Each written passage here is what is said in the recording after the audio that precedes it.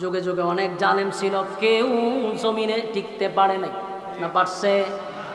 ফেরাউন একটা দুইটা নয় গো, 90,000 শিশুরে জবাই কইরা নীল নদে ভাসায়া দিছিল। নীল নদের পানি লাল হয়ে গেছে। এত বড় জালেম ফেরাউন নিজের খোদা দাবি করছে, আমার আল্লাহ ছাড় দিছে রে, কিন্তু ছাইরা দেয় নাই। নমরুদ্দা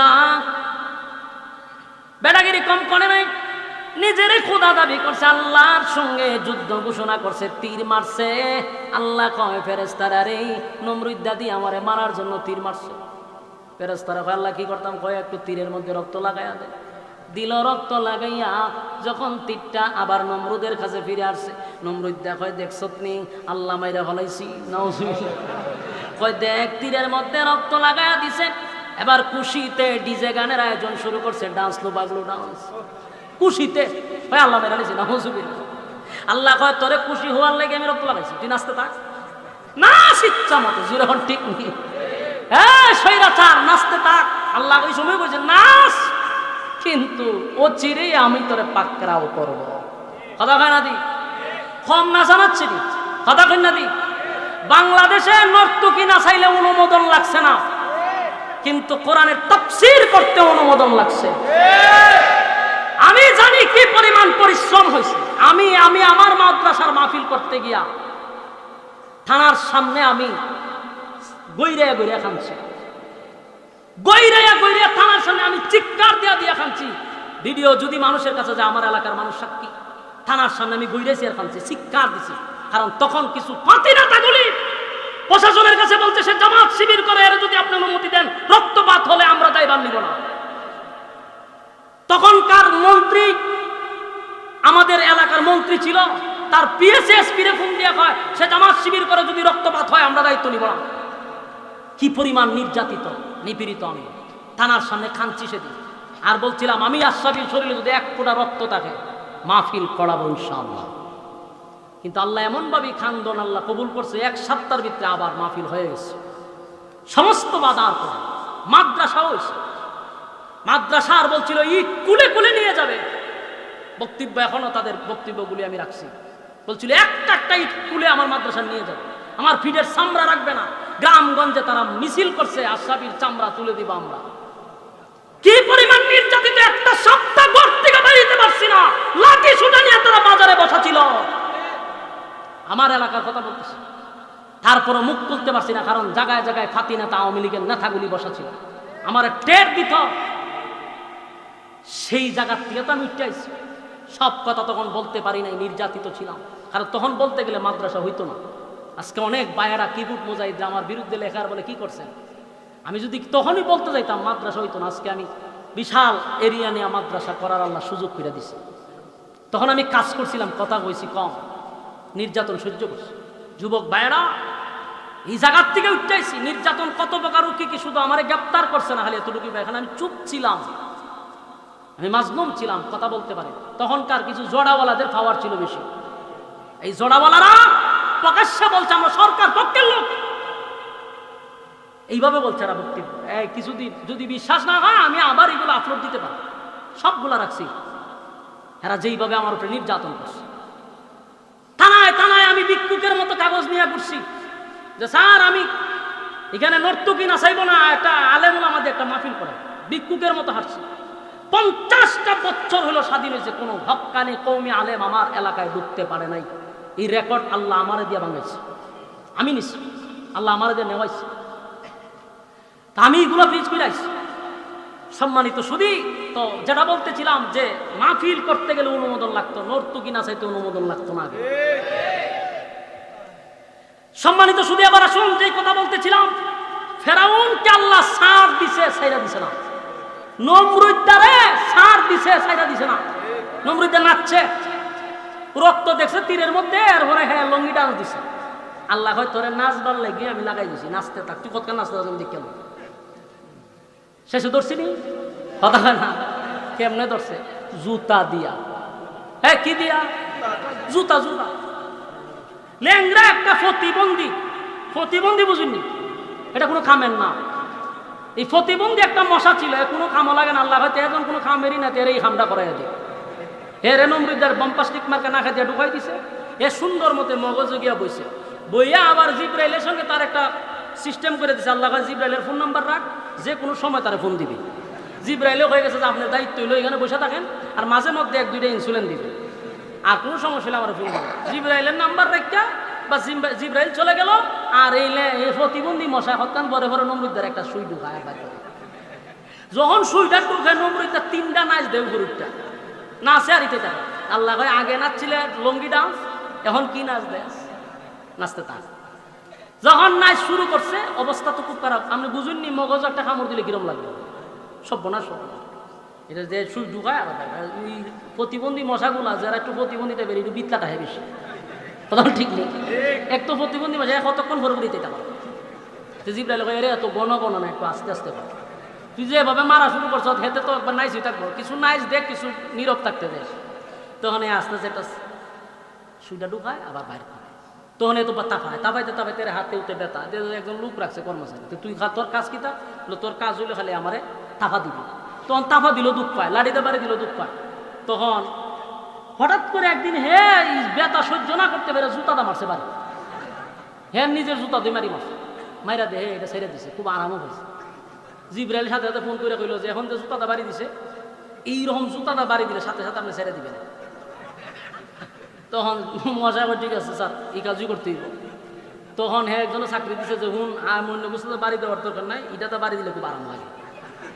তখন এ বেচারা চিন্তা করলো যে চাকরি তো একটা মজার চাকরি হয়েছে, বেতন দেব আর না দেব, যেই চাকরি আমি পাইছি। কারণ আচ্ছা মনে করেন মাফিয়া সরকার রে যদি আমারে কইতো যে আপনার চাকরি হইলো খালি জুতা দা, আমি বেতন চাইলাম হইলে সব বোনাস কত লাখ টাকা দিয়া ডুবতে হইবে চাকরি দিটা কোন আমার। এই লোক চিন্তা করছে যে যাক সুযোগে পাইছে এরা হতন বাইরে এলো, চাকরি পাওয়ার পরে হেতু প্রথম আনন্দে আনন্দে টাস করে বাড়ি মারি। বিভিন্ন দেশ থেকে যখন তার কাছে মানুষ আসছে, যেহেতু প্রেসিডেন্ট ছিল, বিভিন্ন দেশের এমপি মন্ত্রীরা বসলে পড়ে যখন হয়তো বাড়িতে টাস করে জুতাতে বাড়ি মারত।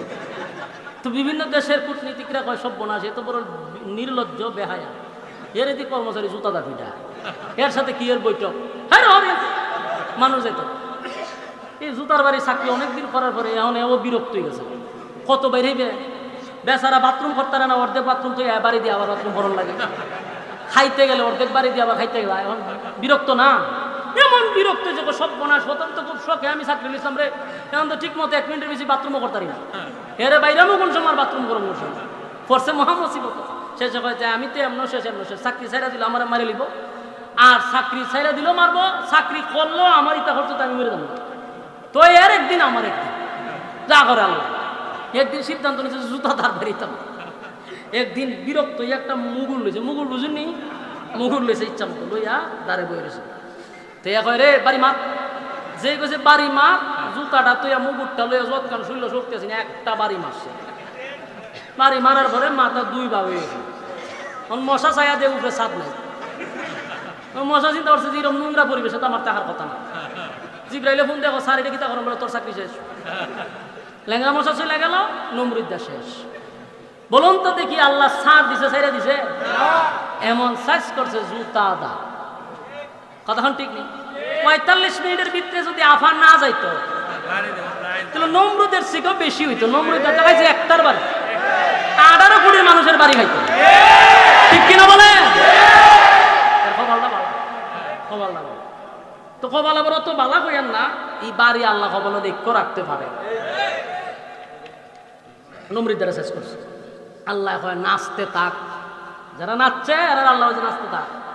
কারণ গুড়ি যখন গুড়ি চিনুনি, এটা আকাশে টাকা আমরা ছোটবেলা উড়াইছি, এটা উড়াইলে এমন বাপ একটা বাপ লয়, বোঝা যায় এমন দূর গেছে আর দেখাও জানে আইতু চায়, লেঙ্গুল নাচায়, কমন নাচায়, যে ড্যাম কিয়া, কিন্তু হে জানে না যে নাড়ায় যে মালিকের হাতে।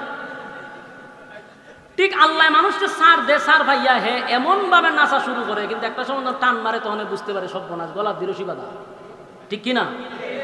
আল্লাহ বলেন নমরুদ দ্বারা আমি সার দিছি কিন্তু ছেড়ে দেই নাই। আর ফেরাউন 90,000 শিশু মারছে, মুসা নবী যেন দুনিয়ায় না আসে, সেই ফেরাউন আরো ফানিদা সুবাইয়া মারছে। সুবানি চিনুননি? আমরার গ্রামগঞ্জ ঠাউয়ানি মানে ধরা ছোটবেলা যখন বেশি সন্তান হতাম বাড়ি গিয়া সাতটাইতাম তো দৌড়ে আমরা চাপা মারতাম, ঠিকই এইভাবে আল্লাহ জিবরাইলে ঠাউয়াইছে, ঠাউয়াইয়া হেরে মারছে, ছেড়ে দিছে। আপনি কারিম বলেন ছেড়ে দেই না, কিন্তু ছাড় দেই, ছেড়ে দেই না, ঠিক কিনা বলেন? রব্বে কারিম বলেন ছাড় দেই, ছেড়ে দেই না।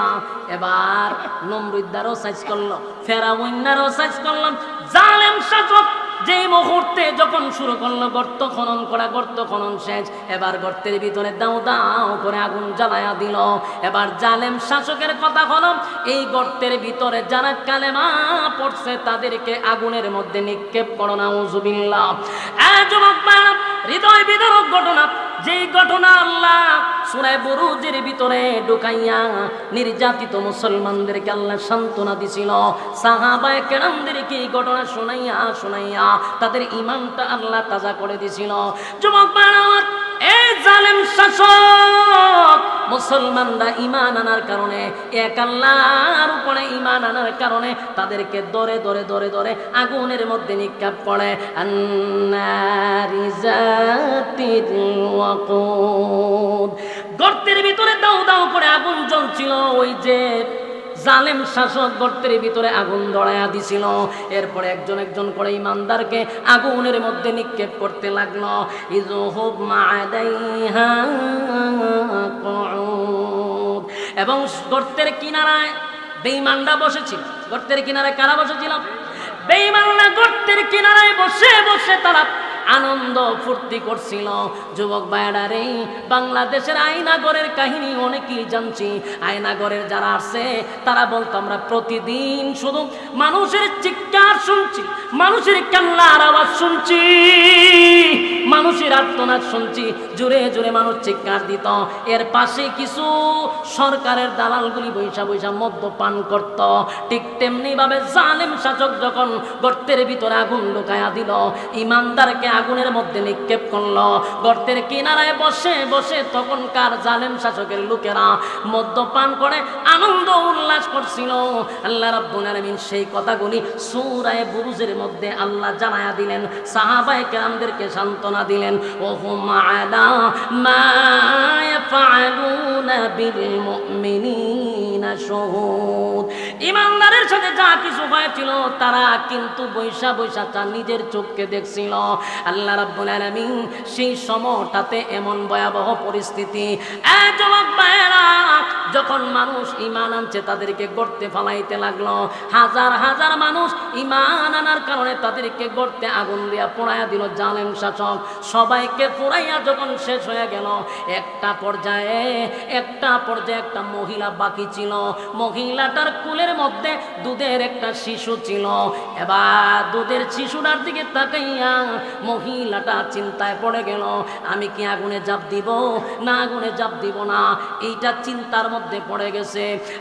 যুবক বাপ, মহিলা নিজে নিজে চিন্তা করলাম, হ্যাঁ রে, আমার জীবনটা আমি আগুনে জ্বালায়া দিতে চাই, কিন্তু আমার দুধের বাচ্চাটা লইয়া কেমনে গো আমি আগুনে ঝাঁপ দিই। জালেম শাসক দেখলো মহিলার চোখ দিয়া পানি পড়তে লাগলো। জালেম শাসক বুঝতে পারলাম গোটা দেশের মানুষ আগুনে জ্বালাইয়া একটা মানুষও চোখ দিয়া পানি পড়ল না, তারা আনন্দের সহিত আগুনে লাফ দিয়া দুনিয়ার থেকে বিদায় হইছে। কিন্তু এই মহিলাটা কেন রে চোখের পানি ছেড়ে দিয়া কাঁদে? নিশ্চয় তার ভিতরে ভয় ঢুকে গেছে, সে আগুনে পড়তে রাজি না, আমারে রব মানবে। দৌড়াইয়া বাদশা গিয়া বলে, মহিলা রে, বুঝতে পেরেছি তোমার আগুনে ঝাঁপ দেওয়াটা তোমার ভয় করতেছে, তুমি এখানে ঝাঁপ দিতে চাও না, চোখের পানি মুছে পেল, আমার একবার রব মানো, আমি তোমারে আগুনে নিক্ষেপ করবো না। এবার সাথে সাথে মহিলা তাকায় দেখে তার দুধের বাচ্চার জবান আল্লাহ খুলে দিছে। সুবহানাল্লাহ।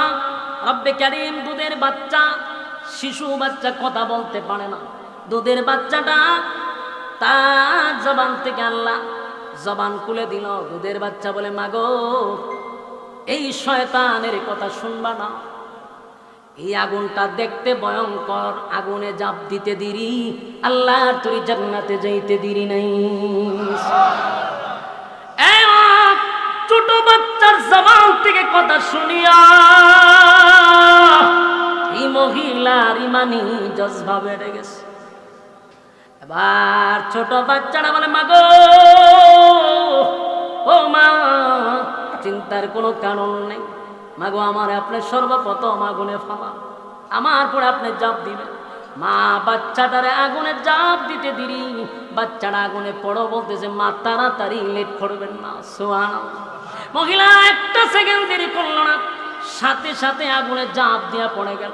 যুবক ভাইরা আমার, এই ঘটনাটা সূরা বুরুজের ভিতরে আল্লাহ ঢুকাইয়া তখনকার সাহাবায়ে কেরাম, মাক্কি জিন্দেগি 13টা বছর সাহাবায়ে কেরামের উপর নির্যাতনের স্টিম রুলার চাপাইছে। সাহাবীদেরকে তো নির্যাতনের স্টিম রুলার চাপায়া দিল। কোন সাহাবীদেরকে গলার মধ্যে রশি লাগাইয়া মরুভূমির বালু দিয়া টানতে লাগলো। কোন সাহাবীদেরকে জ্বলন্ত কয়লার মধ্যে আবু জাহিল্লার লোকেরা তাকে শোয়া রাখলো। চামড়াগুলি খসে গেছে, গুস্তগুলির ভিতরে কয়লা ঢুকে গেছে। এমন নির্যাতন, কান্নায় আকাশ বাতাস যেন বাড়ি হয়ে গেল। ওই লোকগুলা নবীজির কাছে গিয়া বলে নবী গো, আর কত, আর বরদাস্ত করতে পারি না। আল্লাহ রাব্বুল আলামিন সূরা বুরুজ নাজিল করিয়া রব্বে কারীম রাসূলের কাছে বলেন নবী গো, আমি 4টা কসম করে বলছি, জালেমদের উপরে আমি আল্লাহর অভিশাপ। এই জুলুম আর নির্যাতন আজকের থেকে নয়, আপনি দুনিয়াতে আসার এত বছর আগের থেকেই জালেম শাসক ছিল। তার নির্যাতনেও মানুষ কালেমা ছাড়ে নাই, ঈমান ছাড়ে নাই। এই সূরা বুরুজ নাজিল হওয়ার পরে সাহাবায়ে কেরামদের ঈমানি জজবা আল্লাহ বাড়ায়া দিছে। এই যুবক বাড়া, যুগে যুগে মানুষের ঈমানি পরীক্ষা হবে। যাদের ঈমান যত বড়, যত মজবুত, তত ঈমানি পরীক্ষা বাড়ে। কথা কয় না? ঈমানি পরীক্ষা আমার আসতে পারে, আপনার আসতে পারে, কিন্তু পরীক্ষায় উত্তীর্ণ হওয়া দরকার আছে না নেই? আমাদের সামনে যদি এর থেকে ভয়ানক কোনো পরিস্থিতি হয়, আমি আপনাদের কাছে একটা কথাই বলবো, আমরা ঈমানি পরীক্ষায় উত্তীর্ণ হওয়া দরকার আছে না নেই? কথা হয় না? শেষ একটা কথা বলি, আমরা যারা এখন একটা নতুন স্বাধীন দেশে বসবাস করতেছি, ঠিক কিনা? এই স্বাধীন দেশে বসে আমি আপনাদের মাঝখান থেকে একটা কথা, ছোট মুখে বড় কথা বলি। এই বাংলাদেশে এখন আলেমরা ঐক্য ছাড়া বিকল্প কোনো রাস্তা নেই। 15 বছর উলামায়ে কেরাম নির্যাতন, উলামায়ে কেরামরা নির্যাতিত হয়েছে, নিপীড়িত হয়েছে। এখন আমাদের সময় আসছে আমাদের রুখে দাঁড়ানো। তাই কে খাড়া টুপি, কে নেশা টুপি, কে সুক্কা টুপি, কোনো ভেদাভেদ নাই, সব এক প্ল্যাটফর্মে আসতে হবে।